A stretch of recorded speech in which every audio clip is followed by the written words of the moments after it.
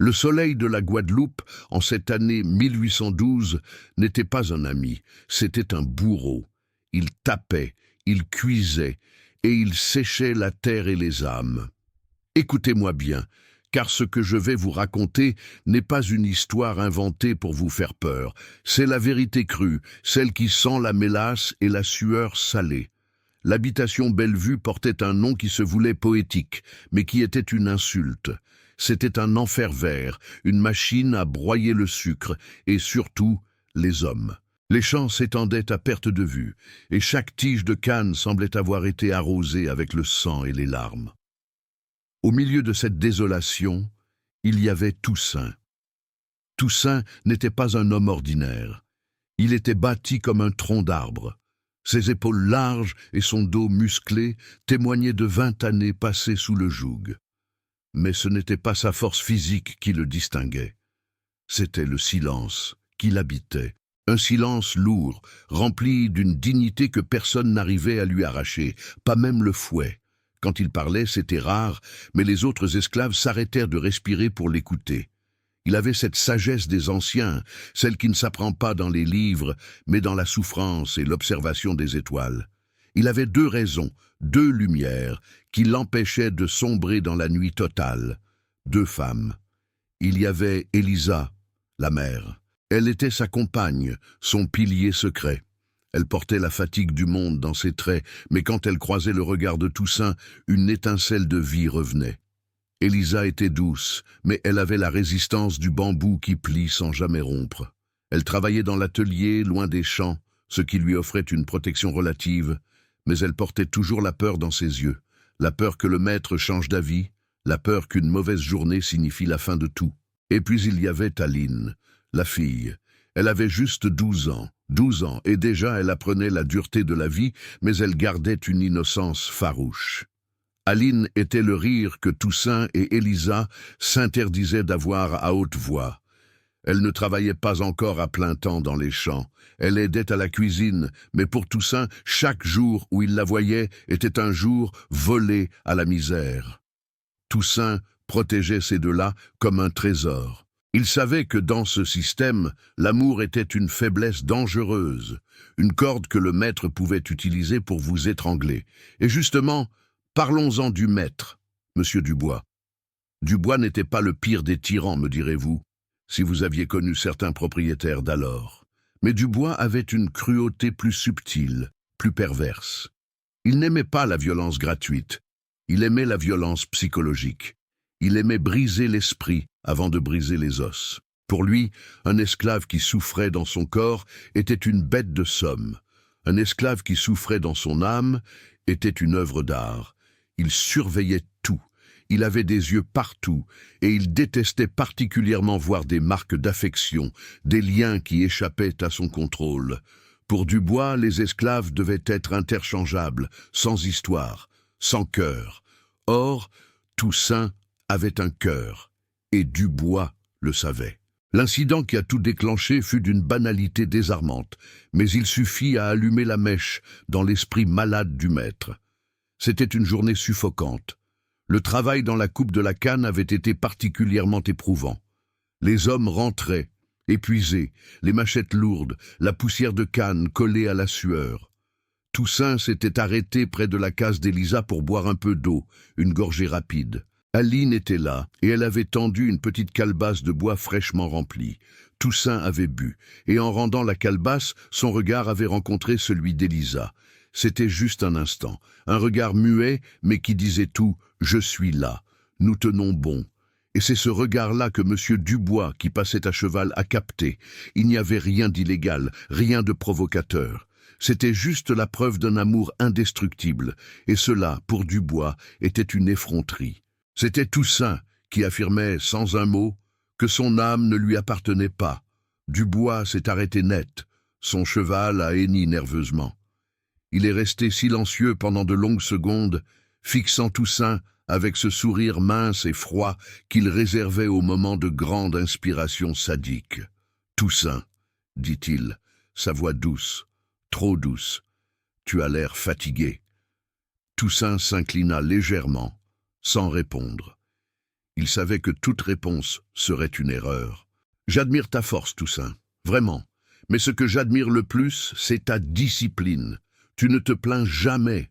Tu acceptes ta condition. Dubois fit claquer sa langue.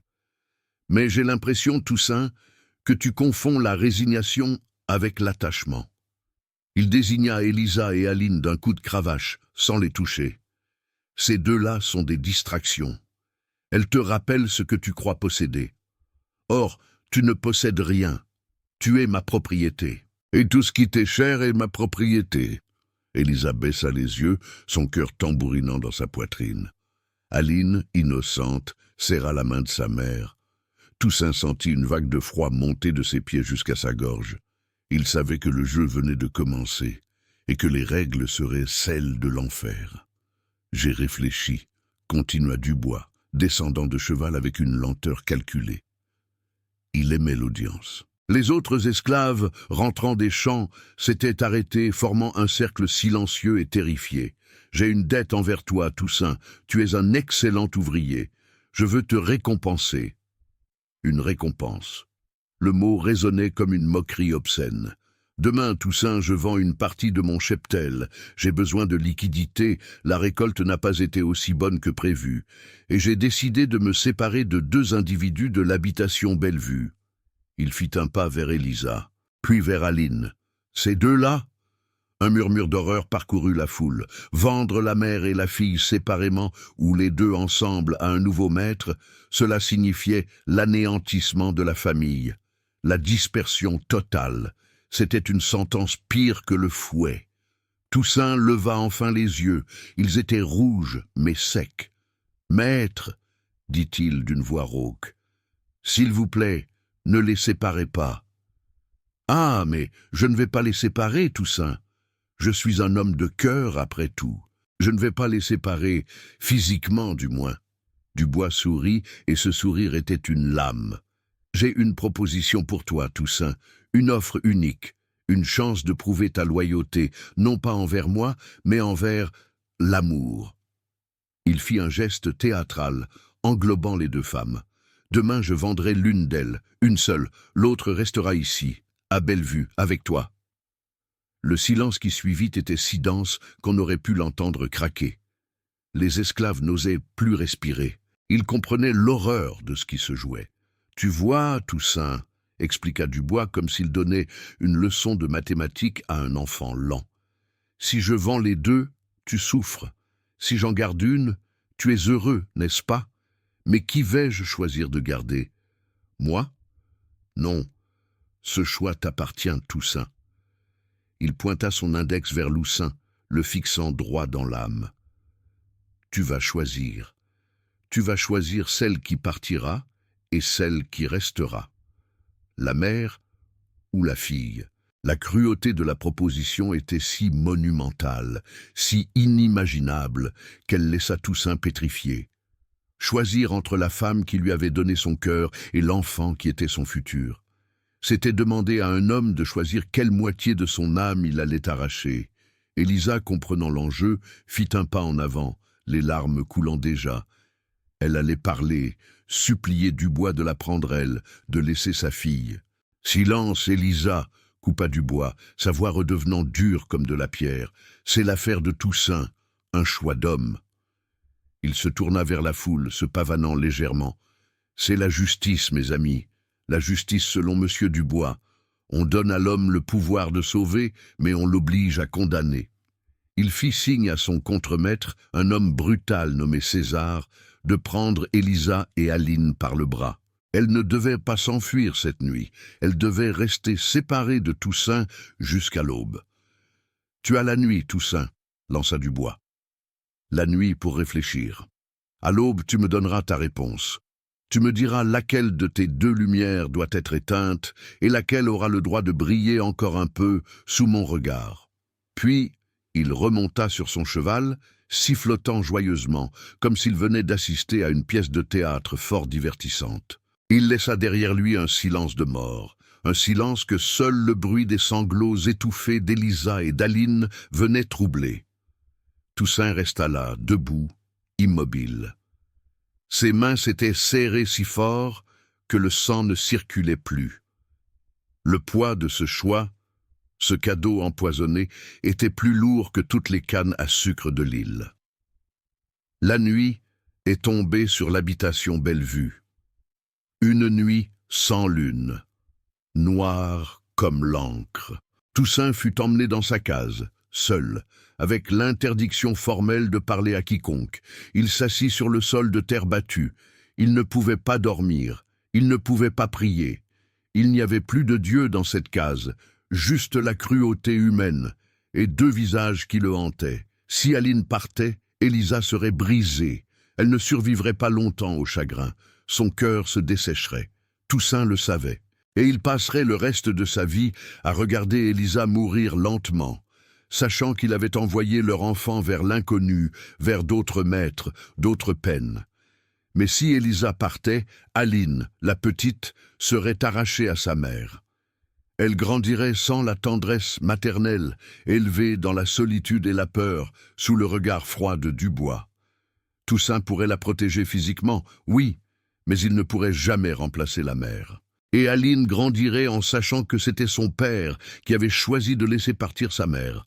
Le choix n'était pas entre le bien et le mal. Le choix était entre deux formes de destruction, deux façons de perdre tout ce qu'il aimait. Il a passé les heures à marcher en rond, ses pieds nus foulant la terre. Il se souvenait du visage d'Élisa quand ils s'étaient rencontrés, de la première fois où il avait tenu Aline dans ses bras. Ses souvenirs, autrefois des douceurs, étaient maintenant des clous qu'on lui enfonçait dans l'âme. Il pensait à la liberté, à la fuite. Mais il savait que s'il s'enfuyait, Dubois vendrait les deux femmes par vengeance et les disperserait dans des îles différentes. Sa fuite serait leur condamnation définitive. Non, il devait rester. Il devait faire ce choix horrible. Alors que le coq commençait à chanter, annonçant l'arrivée du jour, Toussaint prit sa décision. Une décision qui n'était pas dictée par la logique, ni par le cœur, mais par une nécessité plus sombre, plus profonde.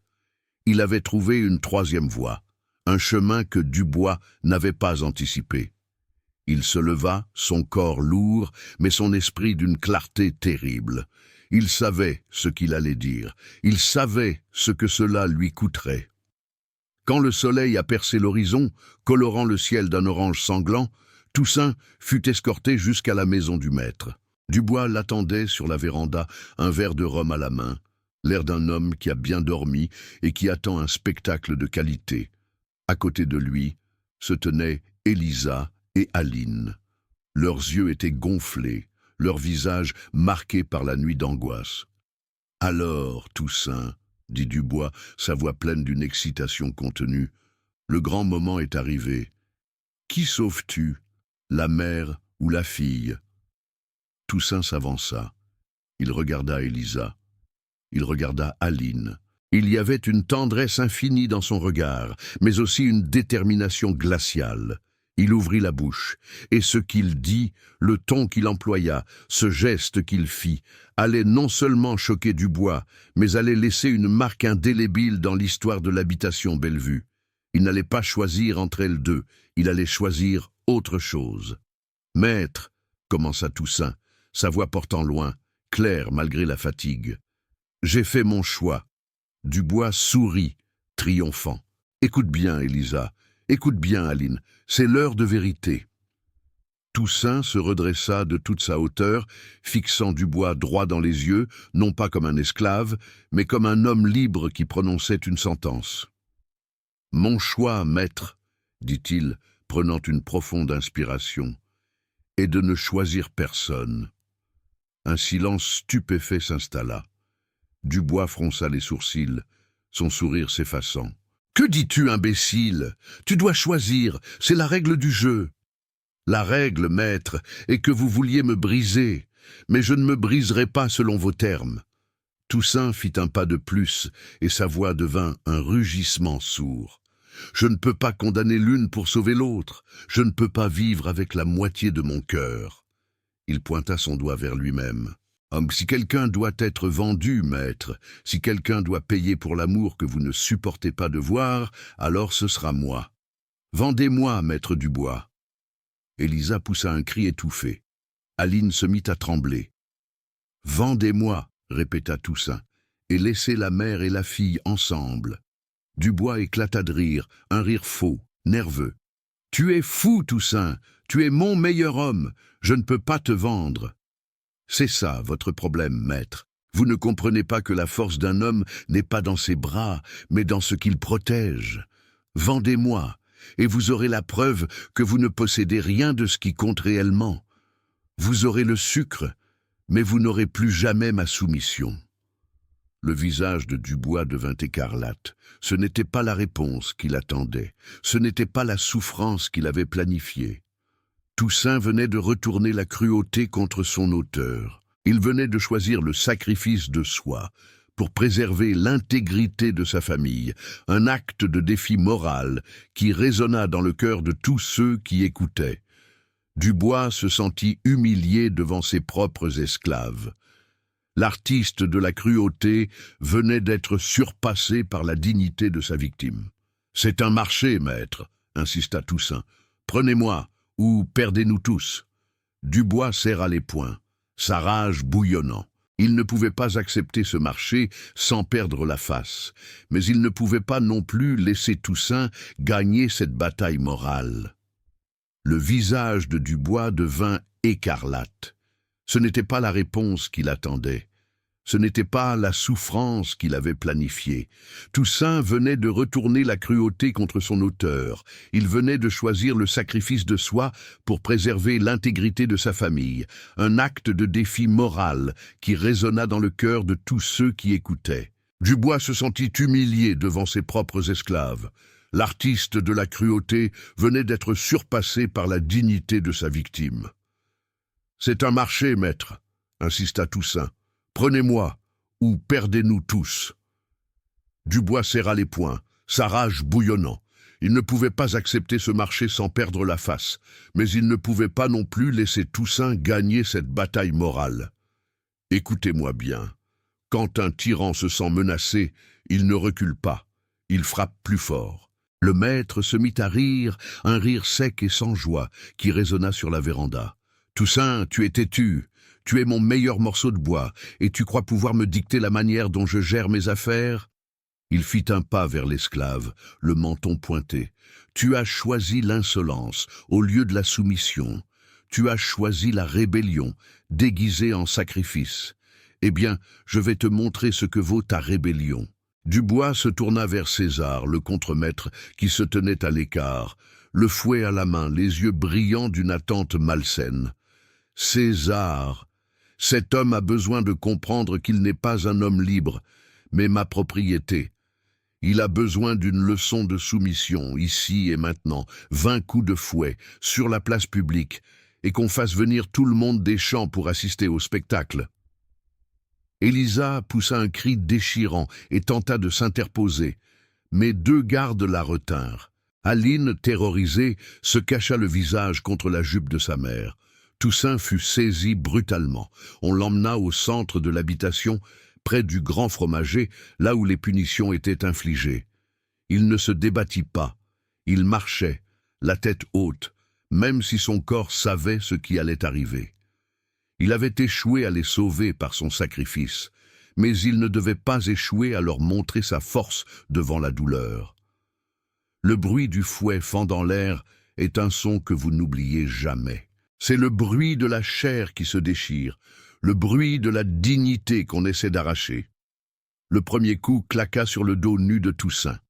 Il y eut un silence collectif, brisé seulement par le sifflement du cuir et le gémissement étouffé d'Élisa. Toussaint ne broncha pas. Il encaissa le 2e coup, le 3e. Son corps se tendait, mais il refusait de donner à Dubois la satisfaction d'un cri. Dubois, qui regardait depuis la véranda, buvant son rhum, devenait de plus en plus frustré. Ce n'était pas un spectacle de soumission, c'était un spectacle de résistance. « Frappe plus fort, César !» cria Dubois. « Fais-le hurler !» César obéit, le fouet s'abattant avec une violence redoublée. 10, 12, 15 coups. Le sang commençait à couler, dessinant des sillons sur la peau écorchée de Toussaint. À la 18e frappe, Toussaint sentit sa force l'abandonner. Mais il pensa à Élisa, à Aline, et il trouva une dernière réserve d'air pour tenir bon. Il ne crierait pas, il ne donnerait pas à Dubois la clé de son âme. Quand César acheva le 20e coup, Toussaint s'effondra sur ses genoux. Le silence revint, lourd, chargé de honte et d'admiration. Dubois descendit de la véranda, marchant lentement vers Toussaint, qui était maintenant relevé par 2 gardes, le dos en lambeaux. « Alors, Toussaint, » dit Dubois, sa voix redevenue calme, mais glaciale, « tu as fait preuve de courage, un courage stupide, mais un courage tout de même. Tu as voulu être le martyr. » Ah, il fit un geste de la main. « Je ne te vendrai pas. Tu es trop utile pour être dispersé par ma colère, mais ne crois pas que ta petite bravade ait changé quoi que ce soit à mon plan. » Dubois s'approcha des visages meurtris d'Élisa et d'Aline. « Le marché tient toujours. Tu as refusé de choisir entre elles deux. Tu as voulu te sacrifier, c'est touchant, mais ce n'est pas une option. » Il se pencha vers Toussaint, ses yeux noirs fixant les siens. « Écoute bien ce que je vais te dire, Toussaint. Tu as jusqu'au coucher du soleil. Si, au coucher du soleil, tu n'as pas désigné celle qui partira, alors je vendrai les deux demain. Et je les vendrai à des propriétaires différents, sur des îles différentes. Je m'assurerai qu'elles ne se revoient jamais. » La menace était plus efficace que le fouet. Toussaint sentit une nouvelle douleur, celle de l'échec total, le frapper en plein cœur. Il avait tout perdu, même l'espoir de sauver sa famille unie. « Tu as joué, Toussaint, et tu as perdu. Maintenant, fais ton devoir d'homme et sauve au moins la moitié de ce que tu aimes. » Dubois ordonna qu'on soigne Toussaint, non par pitié, mais pour qu'il soit en état de travailler le lendemain, et surtout, pour qu'il ait l'énergie de faire ce choix insoutenable. Il fit reconduire Élisa et Aline à leur case, toujours sous surveillance stricte. La journée fut longue et insupportable.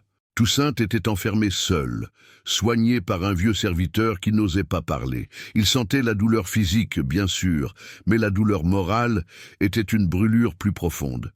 Il avait voulu contourner la cruauté, il l'avait seulement augmentée. Maintenant, il était forcé de revenir au point de départ, mais avec la certitude que s'il ne choisissait pas, tout serait perdu. Il se mit à réfléchir, non plus en termes de sacrifice, mais en termes de survie. Si Aline restait, elle aurait la protection d'un père, même brisé, mais elle grandirait sans sa mère et son cœur d'enfant serait marqué à jamais. Si Élisa restait, elle pourrait continuer à veiller sur Aline, mais Toussaint savait qu'Élisa ne supporterait pas de savoir sa fille vendue et perdue. C'est là que l'amour prend le dessus sur la raison.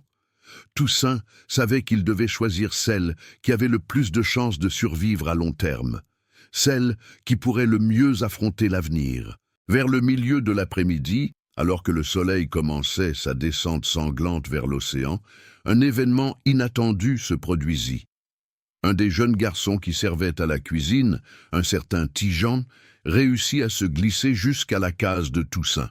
Il avait un air effrayé mais déterminé. « Toussaint !» murmura le garçon, les yeux fixés sur le sol. « Élisa, elle m'a envoyé. » Toussaint, à peine capable de bouger à cause de ses blessures, se redressa. « Qu'est-ce qu'elle t'a dit ?» Tijan tendit une petite étoffe nouée. C'était un morceau de tissu arraché à la robe d'Élisa. « Elle m'a dit de te donner ça. Elle m'a dit que c'était son choix. » Toussaint dénoua le tissu. À l'intérieur, il n'y avait pas de mots écrits. Il n'aurait jamais osé écrire un message. Il y avait 2 choses, un petit coquillage qu'Aline avait ramassé sur la plage et un minuscule anneau de cuivre qu'Élisa portait toujours, un cadeau de Toussaint. Le message était clair mais codé, un secret d'amoureux et de parents. Le coquillage, c'était Aline. Le cuivre, c'était Élisa.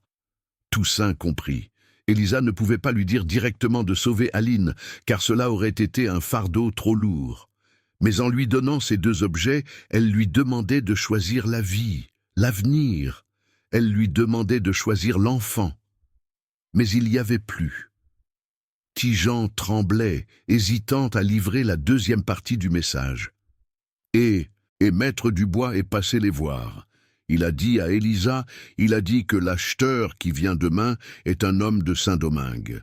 Il cherche une femme forte pour travailler dans les champs de café là-bas. Il a dit que les esclaves y travaillent jusqu'à la mort, sans relâche. Toussaint ferma les yeux. Saint-Domingue, l'île de la Révolution, mais aussi l'île des pires horreurs pour ceux qui restaient sous le joug. Le travail dans le café y était réputé pour sa brutalité. Et pour Aline ?» demanda Toussaint, la voix à peine audible. « L'autre acheteur, il est de la Martinique. Il cherche une jeune fille pour servir à la maison, comme domestique. » Toussaint rouvrit les yeux. La Martinique, domestique. Ce n'était pas une bonne vie, loin de là, mais c'était infiniment moins dangereux que les champs de café d'Haïti. Élisa, en lui envoyant ce message, ne faisait pas que choisir l'avenir d'Aline.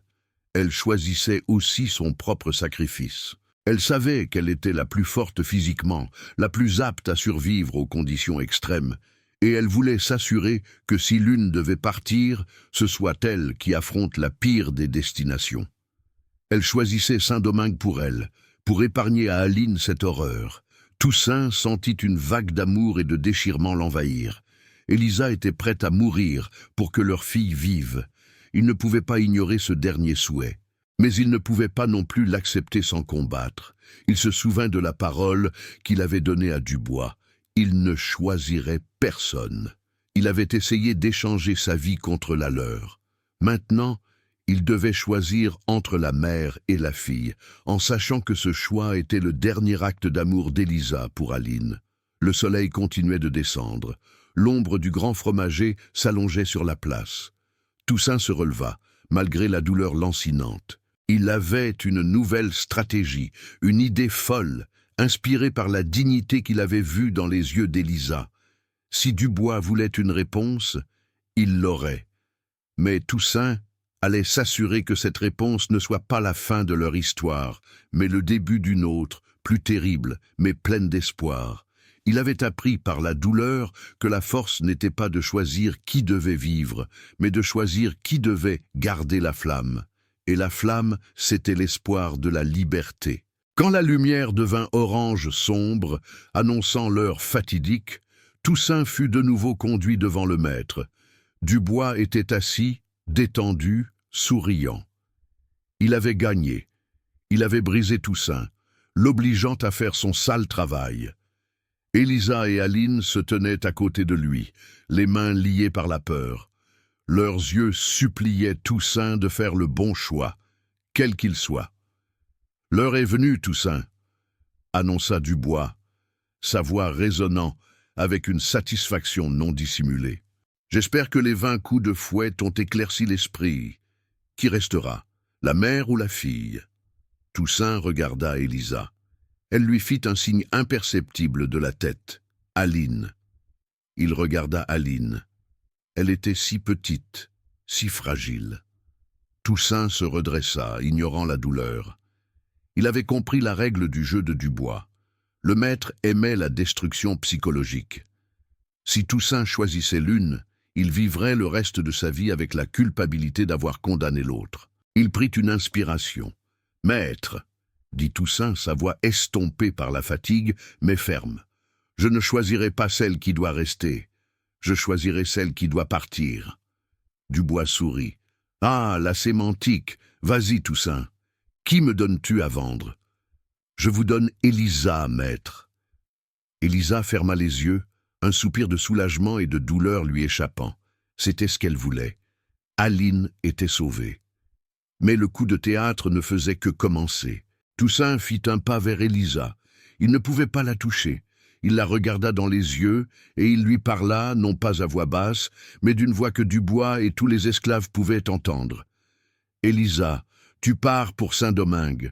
Tu pars pour la terre des braves. Tu pars pour la terre où l'on se bat pour la liberté. » Le visage de Dubois se figea.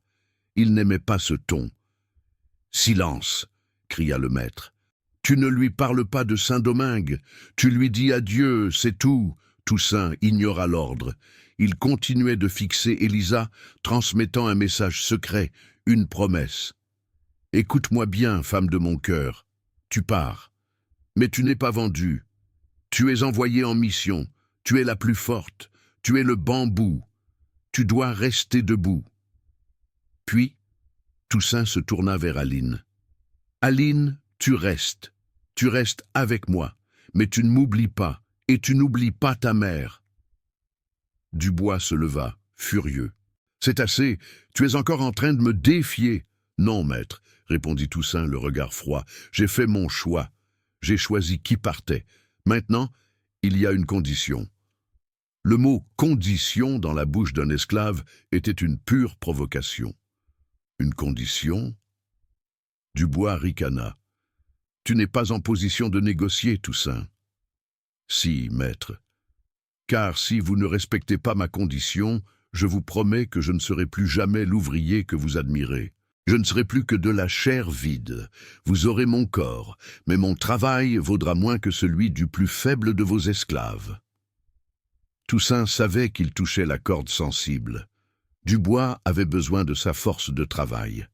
« Quelle est cette condition ridicule ?» demanda Dubois bouillonnant de rage. « Je veux que vous me promettiez une chose, maître, une seule chose, en échange de ma soumission retrouvée, en échange de l'acceptation de cette perte. » Toussaint prit une grande inspiration et prononça les mots qui allaient sceller leur destin. « Je veux que vous promettiez que vous ne vendrez jamais Aline, que vous la garderez ici, à Bellevue, jusqu'à ce qu'elle soit majeure. Et je veux que vous me promettiez de ne jamais la frapper, de ne jamais la violenter sous aucun prétexte. » Dubois resta bouche bée. C'était une demande de protection totale, une tentative désespérée de racheter la perte d'Élisa par la sécurité d'Aline. « C'est une folie! Je ne fais pas de promesses aux bêtes !» cracha Dubois. « Alors, vendez-les toutes les deux, maître, » dit Toussaint, haussant les épaules, une expression de résignation mortelle sur le visage. « Mais sachez que si vous les vendez toutes les deux, vous perdez plus que 2 esclaves. Vous perdez la poule aux œufs d'or. » Toussaint s'inclina légèrement, mais ses yeux disaient « Mon corps est à vous, mais mon esprit est libre, et je vous méprise. » Dubois comprit qu'il était acculé. S'il vendait les deux, il perdait son meilleur homme par la démotivation ou la folie. S'il acceptait la condition, il reconnaissait la dignité de Toussaint. Il serra les dents. Il ne pouvait pas se permettre de perdre Toussaint. « Soit Toussaint, » siffla Dubois, « je promets de garder la fille jusqu'à sa majorité et de ne pas la frapper. Elle sera domestique. C'est ma promesse.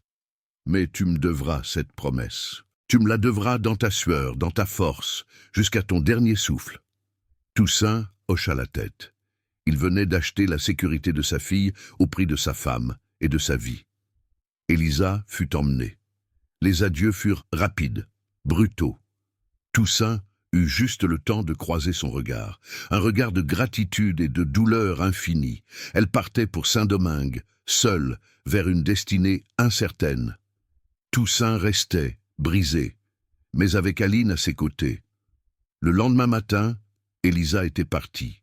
L'habitation Bellevue retrouva son rythme macabre. Toussaint, le dos en feu, retourna au champ.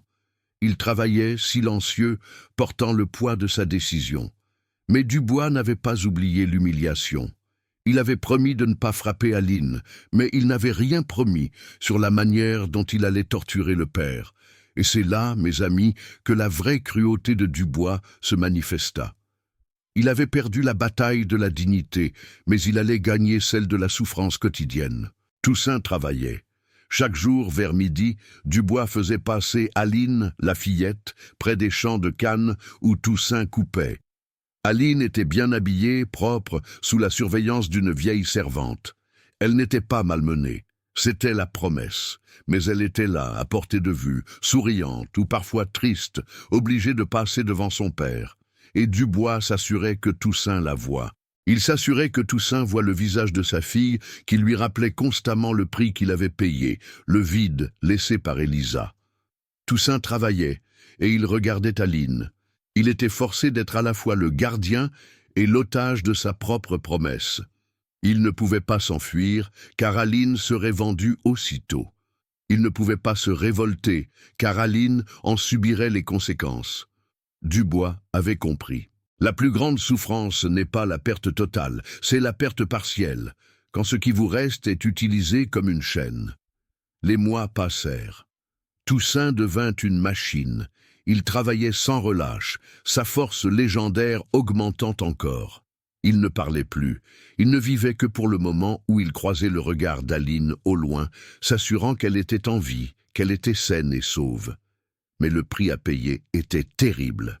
Toussaint était devenu un fantôme, un homme dont l'âme avait été échangée contre la sécurité d'un enfant. Et puis, 1 an après le départ d'Élisa, les nouvelles de Saint-Domingue commencèrent à devenir insistantes. Des rumeurs de révolte, de batailles sanglantes, de liberté gagnée par le fer et le feu. Ces rumeurs, Toussaint les buvait comme de l'eau fraîche. Il se souvenait de ses derniers mots à Élisa, « Tu pars pour la terre des braves ». Il se demandait si elle avait survécu, si elle avait trouvé la liberté. Et c'est là que l'espoir, ce poison dangereux, commença à germer de nouveau dans le cœur de Toussaint. Il réalisa que s'il avait sauvé Aline, il avait aussi envoyé Élisa vers la seule chance réelle de liberté qu'ils auraient jamais eue. Mais plus les rumeurs de Saint-Domingue devenaient fortes, plus Dubois devenait nerveux. Les planteurs de la Guadeloupe craignaient plus que tout la contagion de la Révolution. Un soir, Dubois fit appeler Toussaint dans la grande maison. Il ne sourit plus, il était inquiet. « Toussaint, dit-il, la voix basse et menaçante, tu as été un bon esclave.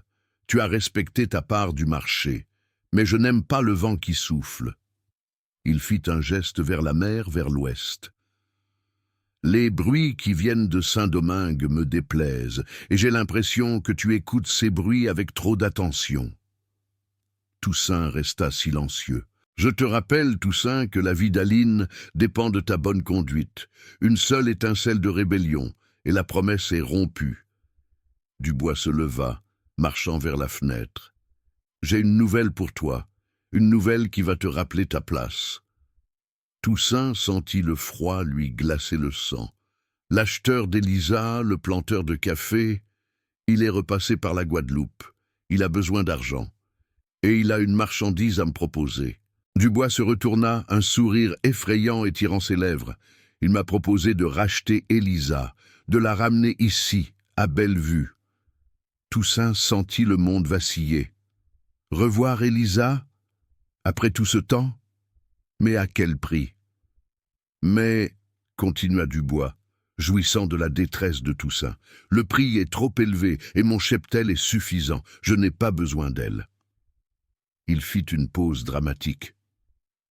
Par contre, j'ai besoin d'un rappel à l'ordre. J'ai besoin de te montrer que même si tu as sauvé Aline, tu n'as aucun pouvoir sur le destin d'Élisa. Que voulez-vous, maître? Demanda Toussaint, la gorge sèche. Je veux que tu m'écrives une lettre, Toussaint. Une lettre à Élisa. Toussaint, qui savait à peine tracer quelques lettres, fut stupéfait. Une lettre, maître? Oui. Tu vas lui écrire que tu es heureux, que la vie ici est douce, que tu as Aline et que tu as oublié la mer. Tu vas lui écrire de ne pas revenir, de ne pas chercher la liberté, car elle a été oubliée. Dubois voulait achever la destruction psychologique. Il voulait utiliser Toussaint pour briser le dernier espoir d'Élisa. Il voulait que Toussaint lui-même soit le bourreau de sa femme. « Écris-lui cela, s'ordonna Dubois, et je m'assurerai que cette lettre lui parvienne à Saint-Domingue, une preuve de ta soumission totale, et un coup fatal à son cœur. Figurez-vous l'horreur de la situation, mes amis. On demande à cet homme dont le dos saigne encore sous les coups de fouet de prendre la plume, une chose qu'il manie à peine, pour assassiner l'âme de la femme qu'il aime. C'était la torture la plus raffinée que Dubois pouvait inventer. Toussaint resta debout, tremblant non pas de peur, mais de rage contenue. Il regarda Dubois, et dans ses yeux, le maître ne vit pas la soumission, mais une lueur froide et calculatrice. « Maître !» dit Toussaint, sa voix rauque, « je ne sais pas écrire correctement. Mes mains ne connaissent que la machette. » Dubois ricana, s'installant dans son fauteuil comme un roi sur son trône. « Peu importe, Toussaint. Tu traceras les lettres comme un enfant. Je serai là pour te dicter chaque mot. et si l'écriture est maladroite, cela rendra le message encore plus authentique, plus cruel.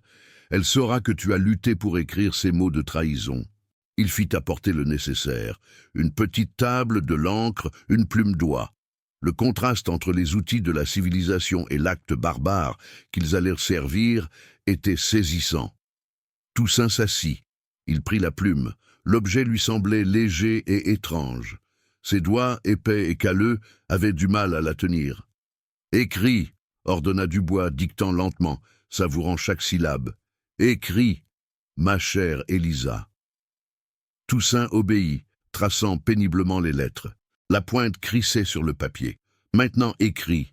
Je t'écris ces lignes pour te dire que je suis bien ici. La vie à Bellevue est douce. Le maître est juste. » Chaque mot était un coup de poignard pour Toussaint. Écrire que Dubois était juste lui, l'homme qui avait envoyé Élisa à Saint-Domingue, c'était vomir sa propre dignité. « Continue, » pressa Dubois. « Je travaille fort, mais je suis heureux. Aline est à mes côtés. Elle est en sécurité, et cela me suffit. » Là, Toussaint sentit une larme monter, mais il la retint.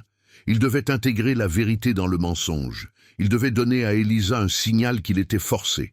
Quand Dubois lui dicta « Je ne pense plus à toi. Le passé est le passé. Tu dois m'oublier, comme je t'ai oublié. » Toussaint écrivit les mots, mais il fit une pause avant de tracer la dernière phrase.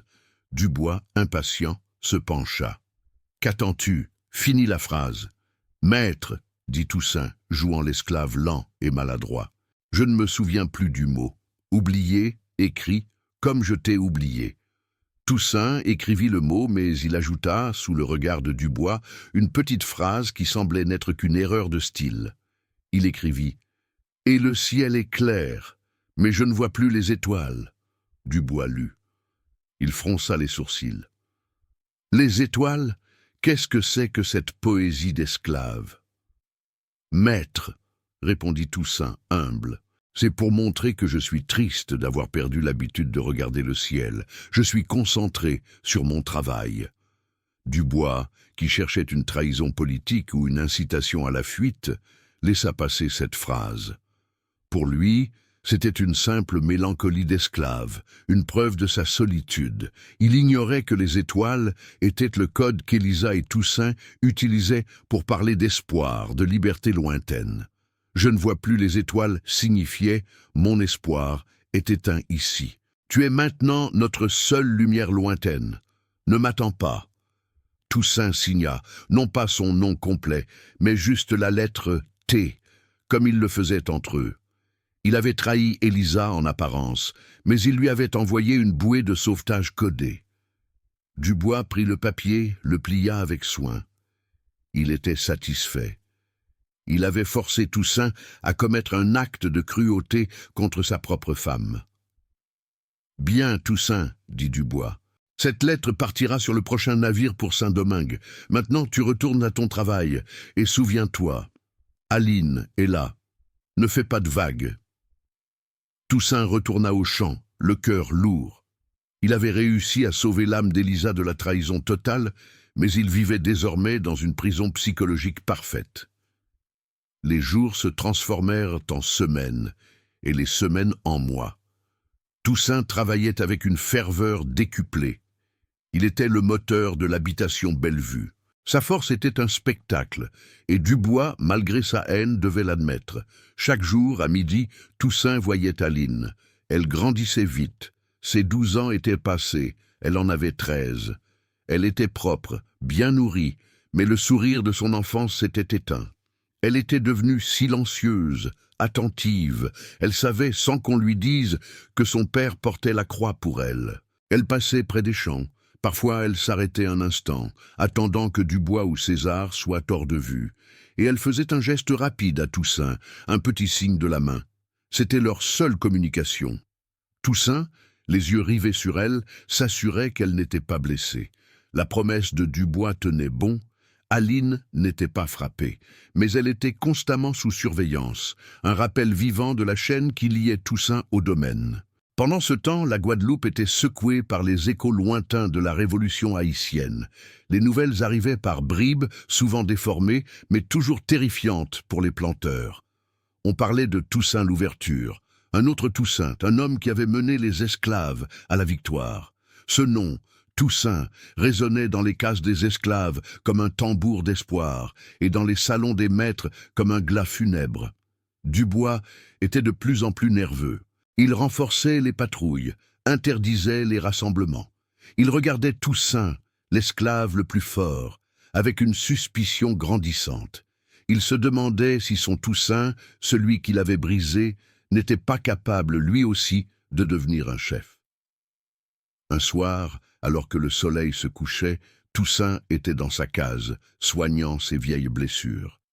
Il pensait à Élisa, à la lettre, se demandant si elle l'avait reçue, si elle avait compris le message codé des étoiles. C'est alors qu'il entendit un léger grattement à la porte. C'était Tijan, le petit garçon de la cuisine, qui avait l'air encore plus maigre et plus effrayé que la dernière fois. « Toussaint », chuchota Tijan, glissant à l'intérieur. « J'ai quelque chose pour toi, c'est arrivé ce matin. » Le garçon tendit à Toussaint un petit paquet de feuilles de bananier séchées et ficelées. « Qu'est-ce que c'est » demanda Toussaint. « Un capitaine de navire, de passage. Il est venu livrer du rhum. Il a dit qu'il revenait de Saint-Domingue. Il a demandé s'il y avait un esclave nommé Toussaint ici. J'ai dit oui, et il m'a donné ça. Il a dit que c'était un message de la part d'une femme qui a le courage du bambou. » Toussaint sentit son cœur se tordre. Le courage du bambou. C'était Élisa. Il défit les feuilles de bananier avec des mains tremblantes. À l'intérieur, il y avait un petit morceau de tissu, un autre arraché à une robe, mais cette fois il était taché de terre rouge et portait une odeur âcre, celle de la sueur et du combat. Il y avait aussi quelques objets, et c'est là que le message était le plus clair. Premièrement, un petit caillou blanc, poli par la mer. C'était un symbole qu'ils utilisaient pour la pureté et la mémoire. Deuxièmement, et c'était le plus choquant, une petite mèche de cheveux, longue et noire. C'était celle d'Élisa. Toussaint porta la mèche à son nez. Elle ne sentait pas la lavande ou le savon de la grande maison. Elle sentait le feu et la poudre. Mais le message le plus important était celui qui était caché dans le tissu. Il y avait été cousu, avec un fil de couleur vive, un motif simple mais précis. 3 points, puis un trait, puis encore 3 points. Toussaint, avec sa sagesse des anciens, reconnut immédiatement le code. Ce n'était pas un code des maîtres, c'était un code secret des esclaves, transmis de bouche à oreille, celui qui utilisait les constellations pour communiquer. 3 points, un trait, 3 points, c'était le signal pour alerte ou prépare. Tijan, qui regardait Toussaint avec de grands yeux, murmura ce qu'il avait entendu le capitaine dire au loin. Le capitaine a dit que la femme, Élisa, elle n'est plus dans les champs de café. Elle est dans les montagnes. Elle se bat. Elle est devenue un chef, Toussaint. Un chef. Élisa, la douce, le pilier secret, était devenue une guerrière. Elle avait survécu à l'enfer de Saint-Domingue. Et elle avait trouvé la liberté par la force. Elle avait compris le message des étoiles. Elle n'était pas oubliée, elle était en mission. Toussaint comprit tout.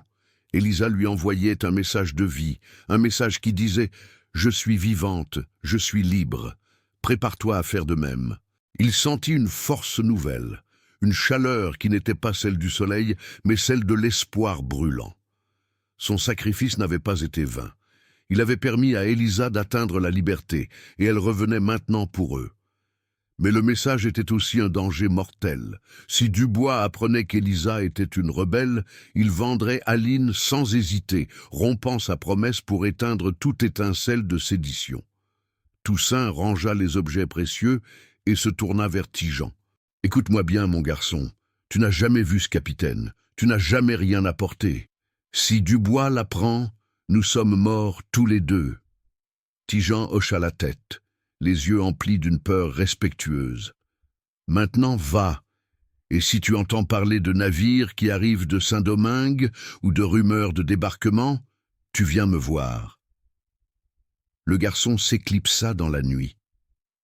Toussaint se retrouva seul, face à une vérité terrifiante et magnifique. Élisa était vivante, elle se battait pour la liberté, et elle était la preuve que la rédemption était possible. Mais il était toujours enchaîné à belle vue par Aline. Il devait agir, il ne pouvait plus se contenter d'attendre.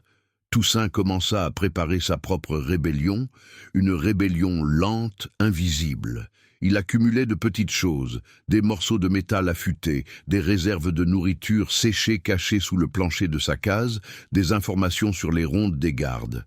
Son travail au champ devint une couverture parfaite. Il travaillait si fort que Dubois ne le soupçonnait pas de comploter. Il était l'esclave modèle, le plus soumis. Il attendait le bon moment. Il savait que l'arrivée d'Élisa, si elle tentait de revenir, serait un moment de chaos, une opportunité unique. Pendant ce temps, Aline, dans la grande maison, servait de domestique. Elle voyait les peurs de Dubois, les discussions agitées entre les maîtres. Elle entendait les mots « révolution »,« insurrection »,« massacre ». Un après-midi, Aline, en nettoyant le bureau de Dubois, entendit une conversation entre le maître et César. Dubois était paniqué. « César, les rumeurs sont trop fortes. On dit que les rebelles de Saint-Domingue pourraient essayer de débarquer ici pour encourager nos esclaves. Je ne prendrai aucun risque. »« Que voulez-vous faire, maître ?» demanda César. « Je vais mettre Toussaint à l'épreuve, et je vais me débarrasser de cette fillette. Elle est le point faible de Toussaint. Je ne peux plus me permettre d'avoir un esclave aussi fort qui a une faiblesse aussi grande. » Aline sentit son sang se glacer. Dubois allait rompre sa promesse. « Mais votre promesse, maître ?» demanda César, surpris. Dubois ricana. « Une promesse faite à un esclave est une promesse faite au vent, César. Je l'avais dit, jusqu'à sa majorité. Elle n'est pas encore majeure. Je vais la vendre maintenant, rapidement, à un homme de la Martinique qui a besoin d'une servante pour son bateau. Elle sera loin de l'île en moins d'une semaine. Toussaint aura beau se révolter, il ne pourra plus la retrouver. » Aline comprit qu'elle devait agir. Vite, elle ne pouvait pas laisser son père découvrir sa vente quand il serait trop tard. Elle devait le prévenir, même si cela rompait le silence strict qu'il s'était imposé. Le jour suivant, Toussaint travaillait à l'extrémité du champ de canne, près de la lisière de la forêt, là où la surveillance était plus lâche. Aline, sous prétexte d'aller jeter des épluchures, réussit à s'approcher. Elle ne s'arrêta pas, mais elle parla très vite, à voix basse, comme si elle s'adressait à elle-même. « Père » murmura-t-elle, les yeux fixés sur le sol. « Le maître, il va me vendre, pour le bateau, avant la semaine. » Toussaint s'arrêta de couper la canne. Le bruit sec de sa machette cessant fut le seul indice qu'il avait entendu. Il ne regarda pas sa fille, de peur d'attirer l'attention. « Où ?» demanda-t-il, sa voix à peine un souffle. « Martinique, le bateau part samedi matin. » Nous étions jeudi. Toussaint avait 48 heures. Le plan de Dubois était clair, vendre Aline pour briser Toussaint définitivement, s'assurer qu'il n'ait plus rien à défendre et ainsi éteindre toute velléité de rébellion avant que les rumeurs de Saint-Domingue ne deviennent réalité. Toussaint sentit la rage monter, une rage pure et froide. Dubois avait rompu sa parole, et en rompant sa parole, il avait libéré Toussaint de la sienne. La chaîne était coupée. Il regarda Aline s'éloigner rapidement. Elle avait fait son devoir. Maintenant, c'était à lui d'agir. Il ne pouvait pas laisser Aline partir. Il ne pouvait pas l'envoyer seule sur un bateau vers l'inconnu, alors qu'Élisa se battait pour leur liberté. Cette nuit-là, Toussaint ne dormit pas. Il sortit ses maigres provisions et son matériel. Il savait qu'il n'avait qu'une seule chance de s'enfuir avec Aline. S'il échouait, ils seraient tous deux punis, et Aline serait vendue dans des conditions bien pires. Il devait s'échapper, mais il devait aussi s'assurer que Dubois paie pour sa trahison. Toussaint se souvint de la mèche de cheveux, de l'odeur de poudre et du message codé d'Élisa. Elle était en alerte. Il prit sa décision. Il n'allait pas simplement fuir dans les mornes. Il allait faire un coup d'éclat qui enverrait un signal à toute l'île. Un signal qui dirait La révolution est là. Il avait besoin de quelqu'un pour l'aider, quelqu'un pour distraire les gardes. Il pensa immédiatement à Tigean, le petit messager courageux. Toussaint passa la journée du vendredi à travailler comme un forcené pour ne pas éveiller les soupçons. Il était si efficace, si concentré, que Dubois se sentit rassuré. Le soir, Toussaint réussit à contacter Tigean, lui donnant des instructions précises. « Demain soir, juste après le dîner, » expliqua Toussaint, « tu iras à la cuisine. Tu mettras de l'huile de palme sur les mèches des lampes à huile, mais tu ne les allumeras pas. Tu les laisseras près de la réserve de canne à sucre séché. » Tigean, bien que terrifié, comprenait l'enjeu. C'était le signal du feu, le signal de la révolte. « Et Aline ?» demanda le garçon. « Aline sera dans la case des domestiques. Tu lui diras de se tenir prête. Quand elle entendra le coq chanter 3 fois, elle sortira. » Le coq chantait 3 fois. C'était un autre de leurs codes secrets, signifiant « le danger est passé, l'heure est venue ». La nuit du vendredi fut longue. Toussaint ne dormit toujours pas. Il pensait à Élisa, se demandant si elle était déjà en route. Le samedi matin arriva, lourd et chaud. Toussaint travailla normalement. Il voyait Dubois, affairé, préparant la vente d'Aline. Le maître avait cet air suffisant de celui qui a enfin gagné la partie. À midi, Aline passa. Elle regarda Toussaint avec des yeux remplis d'une confiance terrible. Elle savait que son père allait faire l'impossible. Toussaint lui donna un signe imperceptible de la tête. « Prépare-toi ». L'après-midi passa lentement. Toussaint se sentait comme un ressort bandé à l'extrême. Quand le soleil commença à décliner, Toussaint rentra à la case, dîna rapidement de sa ration de manioc et s'allongea feignant la fatigue. Vers 8 heures du soir, le silence s'installa sur l'habitation Bellevue. La plupart des esclaves dormaient, épuisés. Les gardes étaient aux postes habituels. Toussaint se leva. Il enfila des vêtements sombres. Il prit la machette qu'il avait soigneusement affûtée. Il attendit le signal de Tigean, le début du chaos. Il se glissa hors de sa case, se dirigeant vers la zone des cuisines. Il vit Tigean, comme une ombre furtive, s'éloigner de la réserve de canne à sucre. Un instant plus tard, une petite flamme s'éleva, puis une autre. L'huile de palme fit son œuvre. Le feu prit rapidement au stock de cannes séchées qui s'étendait derrière la grande maison. Le cri d'alarme ne tarda pas à retentir. « Au feu! Au feu !» C'était le chaos. Les gardes se précipitèrent vers l'incendie, hurlant et essayant d'organiser les esclaves pour éteindre le brasier. Toussaint se dirigea vers la case des domestiques. Il devait trouver Aline. Il arriva devant la case. Les esclaves domestiques étaient déjà sortis, effrayés par l'incendie qui illuminait la nuit. Toussaint chercha Aline du regard. Il la vit, cachée dans l'ombre d'un grand tonneau. Il s'approcha. « Aline, » murmura-t-il.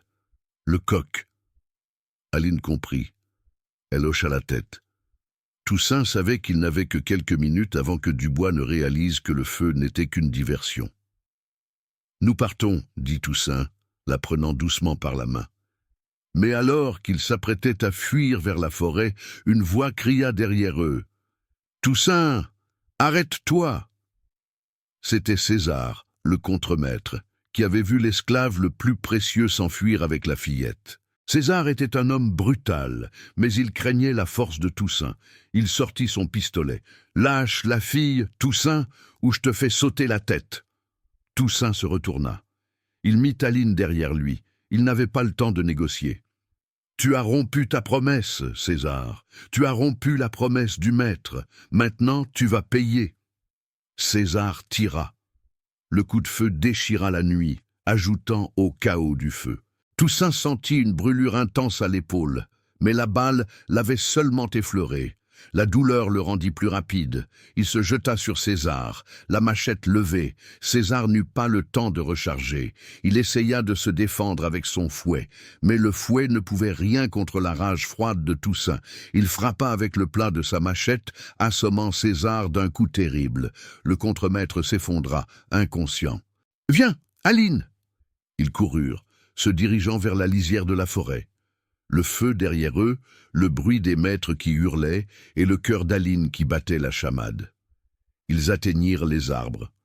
Toussaint se jeta dans l'épaisse végétation, tirant Aline derrière lui. Ils avaient réussi à s'échapper de l'habitation Bellevue, mais Toussaint savait que ce n'était que le début. Dubois ne laisserait pas s'envoler son meilleur esclave et la monnaie d'échange qu'était sa fille. Dubois, voyant son stock de cannes brûlées et entendant parler de la fuite de Toussaint, comprit l'ampleur de l'affront. Le feu n'était pas un accident, c'était une déclaration.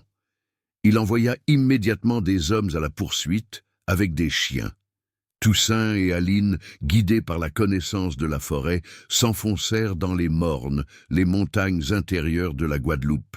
C'était un refuge pour les esclaves fugitifs, les marrons, mais c'était aussi un piège si les chasseurs étaient bien organisés. Toussaint avait un plan. Il ne voulait pas rester caché indéfiniment. Il voulait rejoindre la côte, là où les bateaux passaient, là où l'espoir de Saint-Domingue pouvait arriver. Pendant plusieurs jours, ils vécurent cachés, se nourrissant de fruits sauvages et d'eau de source. Toussaint veillait sur Aline comme un lion sur son petit. Il lui parlait d'Élisa, de son courage, du fait qu'elle était devenue le bambou. Mais la chasse était intense. Dubois avait mis une prime énorme sur la tête de Toussaint. Un matin, alors qu'ils se reposaient près d'une petite rivière, ils entendirent les aboiements, proches, trop proches. Les chiens les avaient trouvés. « Cours, Aline !» ordonna Toussaint. « Va vers le sud, je vais les distraire. »« Non, père !» cria Aline. « Va, je te rejoindrai. Souviens-toi de ce que ta mère t'a appris, la résistance. » Aline, le cœur brisé, obéit. Elle s'enfuit à travers les fourrés. Toussaint se tourna vers les chasseurs. Il était blessé, fatigué, mais il était libre, et il était prêt à se battre. Les chasseurs, menés par César, qui avait repris connaissance, mais était furieux, arrivèrent. Ils étaient au nombre de 4, armés de fusils. « Arrête-toi, Toussaint !» rugit César. « Rends-toi, et nous serons cléments !» Toussaint ne répondit pas. Il leva sa machette, le soleil du matin se reflétant sur la lame. « Vous avez rompu votre parole, » dit Toussaint, sa voix pleine de mépris. « Vous n'êtes pas des hommes, vous êtes des traîtres. » La bataille fut courte et brutale. Toussaint, avec sa force et sa connaissance du terrain, était redoutable. Il évita le premier coup de fusil, se jeta sur le premier garde, le désarmant d'un seul coup de machette. Mais César, plus prudent, tira une deuxième fois. Cette fois, la balle frappa Toussaint à la jambe. Toussaint s'effondra, hurlant de douleur. « Nous l'avons !» cria César triomphant. Les gardes se précipitèrent sur Toussaint, le ligotant brutalement. Ils l'avaient capturé, mais il était une épave sanglante. Ils le ramenèrent à l'habitation Bellevue, non pas pour le soigner, mais pour le punir publiquement. Dubois était fou de rage et de jubilation. Toussaint avait osé le défier, avait incendié une partie de sa propriété et s'était enfui avec Aline. « Où est la fille ?» exigea Dubois, regardant Toussaint, qui gisait, le visage couvert de poussière et de sang. Toussaint se contenta de cracher du sang sur le sol. « Je ne sais pas, dit-il, sa voix à peine audible. » Dubois, furieux, ordonna qu'on le torture pour lui faire avouer où était Aline. Mais Toussaint resta muet. Il avait réussi à sauver Aline, et il ne dirait rien. Dubois avait regagné physiquement Toussaint, mais il avait perdu la bataille de l'esprit. Toussaint était brisé dans son corps, mais son âme était libre. Mais Aline était seule dans la forêt, et le destin, parfois, est une affaire de coïncidence incroyable. Alors qu'elle courait terrifiée vers le sud, Aline arriva sur une petite crique isolée. Elle s'arrêta, épuisée, pleurant. Et c'est là qu'elle vit le navire. Un navire étrange qui ne ressemblait pas aux navires marchands habituels. Il était ancré dans la crique, dissimulé par la végétation. Des hommes armés étaient sur le pont, des hommes noirs vêtus d'uniformes simples mais fiers. Aline s'approcha prudemment. Un homme, musclé, avec des cicatrices, la vit. « Qui es-tu, enfant ?» demanda l'homme en créole. « Je m'appelle Aline, » répondit-elle tremblante. « Mon père a été capturé. Mon père est Toussaint. » L'homme se figea. Il regarda la fillette, son visage se transformant. « Toussaint, de Bellevue ?» « Oui. » L'homme se tourna vers le pont et cria un nom. Une femme, forte, avec des yeux qui brillaient comme des braises, descendit du pont. Elle portait un foulard rouge et une vieille carabine. C'était Élisa. Elle était revenue de Saint-Domingue. Elle regarda Aline. Aline regarda sa mère. Le temps s'arrêta. « Aline » murmura Élisa, sa voix emplie d'incrédulité et de larmes. Aline courut vers sa mère, se jetant dans ses bras. Élisa serra sa fille contre elle, la tenant fermement, sentant l'odeur de la terre et de la peur. « Ma fille, ma petite, tu as réussi.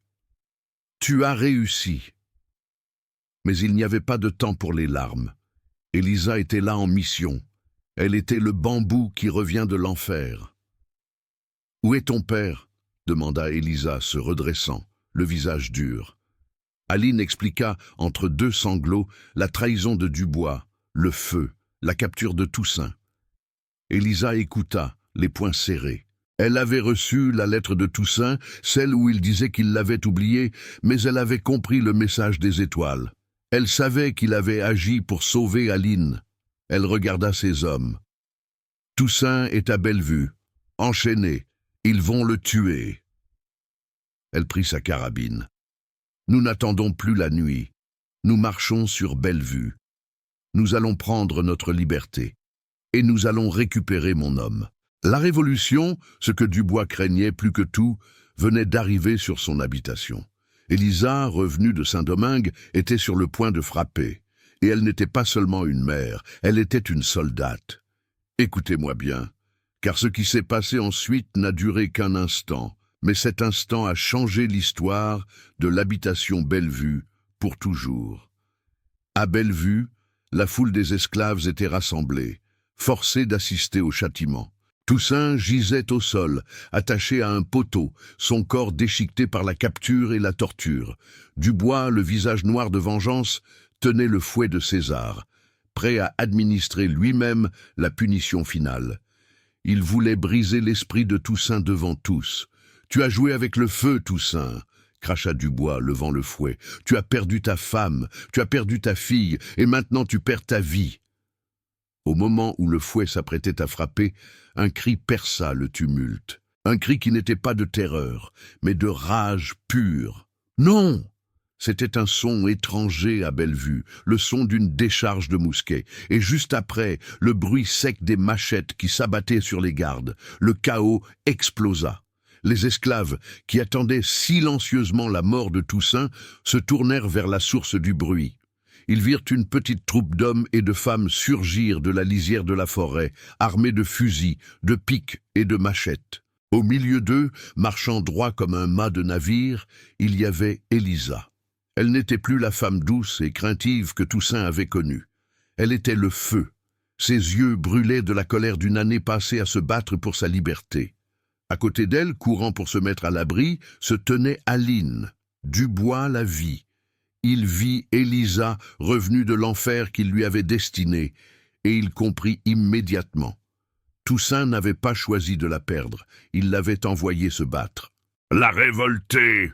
hurla Dubois, laissant tomber le fouet et saisissant son pistolet. Le planteur, habitué à la soumission, était confronté à la réalité brutale de Saint-Domingue, importé directement sur sa plantation. Élisa, sans un mot, pointa sa carabine vers Dubois. « Tu as osé toucher à ma famille !» lança-t-elle, sa voix résonnant sur la place. « Tu as rompu ta promesse, tu as menti !» Dubois tira le premier. Le coup rata Élisa de peu, la balle s'encastrant dans le mur de la grande maison. Mais Élisa était une guerrière. Elle ne tira pas au hasard. Elle visa Dubois, non pas pour le tuer immédiatement, mais pour le désarmer, pour lui enlever son pouvoir. Le coup d'Élisa fut précis. La balle frappa Dubois à la main, lui arrachant son pistolet. Le maître poussa un hurlement de douleur et de surprise, sa dignité s'envolant avec son sang. Pendant que les hommes d'Élisa engageaient les quelques gardes encore fidèles, Élisa courut vers Toussaint. « Toussaint !» Elle délia les cordes avec son couteau, les coupant rapidement sans perdre de temps. Toussaint, libre de ses liens, mais à peine capable de se tenir, la regarda. Il ne vit pas seulement sa femme, il vit la liberté incarnée. « Tu as compris les étoiles ?» réussit-il à dire, un sourire de triomphe sur ses lèvres ensanglantées. « J'ai compris le bambou, » répondit-elle, l'aidant à se relever. « Tu m'as envoyé où je pouvais me battre, et je suis revenu pour nous tous. » La vue de Toussaint libéré et d'Élisa armée fut le signal que les esclaves de Bellevue attendaient. Le silence de la soumission se brisa. Les esclaves, menés par Tijan et d'autres hommes des champs, se saisirent des outils qu'ils avaient sous la main, machettes, haches, bâtons, et se joignirent au combat. Ce n'était plus une petite escarmouche, c'était la révolution qui commençait sur cette habitation. Dubois, blessé, humilié, tenta de s'enfuir vers la grande maison pour se barricader. Mais les hommes d'Élisa l'encerclèrent. Élisa se tint devant lui, Toussaint appuyé contre elle, le bras passé sur son épaule. « Tu as voulu que je choisisse entre ma mère et ma fille, » dit Toussaint, sa voix faible mais pleine de vérité. « J'ai choisi de les sauver toutes les deux. Et en te défaisant, maître, j'ai choisi de sauver tous ceux qui sont ici. » Dubois, voyant la haine dans les yeux de ses anciens esclaves, comprit que son règne était terminé. Il supplia, il implora, mais il n'y avait plus de place pour la pitié. La justice des planteurs avait été remplacée par la justice des opprimés. Le sort de M. Dubois fut scellé par la ferveur de la révolte. Il tomba là, sur le sol de son habitation, au milieu de la canne qui brûlait encore, victime de la cruauté qu'il avait lui-même semée. Le soleil se leva sur l'habitation Bellevue le lendemain matin. Il n'était plus un bourreau. Il éclairait un champ de bataille, mais aussi un lieu de renaissance. Toussaint fut soigné par Élisa et les autres. Ses blessures étaient profondes, mais il était vivant. Aline, enfin en sécurité, ne quittait plus sa mère, ni son père. L'habitation Bellevue n'était plus une propriété. Elle était devenue une base pour les rebelles. Le message d'Élisa et Toussaint, celui du sacrifice transformé en libération, se répandit comme une traînée de poudre. D'autres esclaves, voyant que le maître Dubois était tombé, commencèrent à affluer vers cette terre libérée. Toussaint, bien que blessé, devint le stratège. Élisa, l'ancienne femme du foyer, devint le chef de guerre, celle qui avait l'expérience des batailles de Saint-Domingue. Ils ne se battaient plus pour leur survie personnelle, ils se battaient pour la liberté de toute l'île. Le choix cruel qu'avait imposé Dubois, choisir entre la mère et la fille, avait eu pour effet non pas de briser Toussaint, mais de le forcer à une stratégie de survie qui finalement avait mené à la rédemption de tous. Toussaint avait envoyé Élisa là où elle pouvait devenir forte, et il avait protégé Aline en attendant son retour. Leur amour, loin d'être une faiblesse, était devenu l'arme la plus puissante contre la tyrannie. L'histoire de Toussaint, de l'esclave forcé de choisir, est devenue une légende en Guadeloupe. Une histoire racontée à voix basse, puis à voix haute, dans les champs et les mornes. Elle parlait non pas de la fatalité, mais du pouvoir du choix moral. Toussaint et Élisa ne sont jamais repartis. Ils ont continué à se battre côte à côte pour que jamais plus une famille ne soit déchirée par la vente. Ils ont vu Aline grandir, forte et libre, sur une terre qui, grâce à leur sacrifice et à leur courage, commençait enfin à respirer l'air de la dignité. Et c'est ainsi, mes amis, que l'acte le plus choquant de Toussaint, refuser de choisir entre la mère et la fille, et préférer le sacrifice de soi, a été le premier pas vers la fin de leur esclavage.